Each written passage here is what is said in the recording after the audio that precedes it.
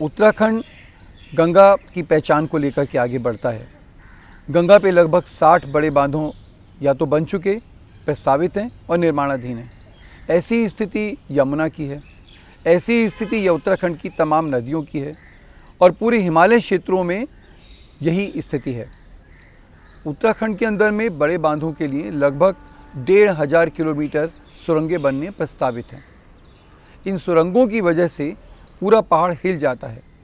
हिमालय नया पर्वत माना जाता है और इस नए पर्वत में जब ये सुरंगें बनती हैं, जिसमें पूरी की पूरी गंगा, अलकनंदा ऐसी नदियां जब पूरी डाली जाती हैं, तो उसके लिए जो बड़े विस्फोट होते हैं या टनल बोरिंग मशीन का भी इस्तेमाल किया जाता है।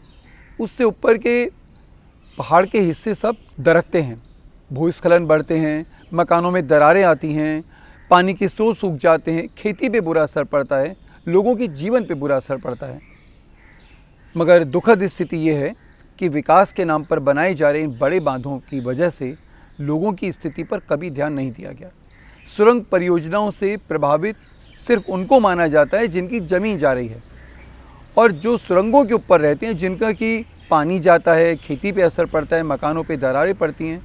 और ये दरारें थोड़े समय के लिए दरार दिखती है, मगर कभी भी कोई भूकंप आता है या छोटा भूस्खलन भी होता है तो उसमें मकान गिरते हैं, जैसा कि अभी 2013 की आपदा में देखा गया। अभी 2010 से शुरू हुआ, 2013 में, और अभी हाल के अंदर में भी ऐसा ही हुआ, 2016 के अंदर में भी। ये पूरे उत्तराखंड की स्थिति है और ख़ास करके विष्णुघाट पीपलकोटी परियोजना की बात करें, जिसको कि विश्व बैंक अपने पैसे से बना रहा है और जो कि ये पूरे संसार भर में इस बात की घोषणा करता है कि वो बेस्ट पॉलिसीज़ को यूज़ करता है अपने प्रोजेक्ट्स के अंदर में। वो बेस्ट पॉलिसीज़ हमारे सामने नज़र आती हैं।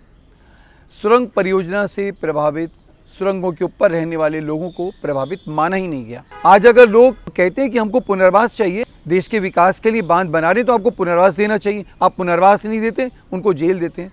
100 से ज़्यादा लोगों पर मुकदमे कायम हैं। पूरे उत्तराखंड के अंदर में और हिमालय क्षेत्र में बड़ा प्रश्न है कि सुरंग परियोजनाओं के ऊपर जो रहने वाले लोग हैं उनका क्या होगा।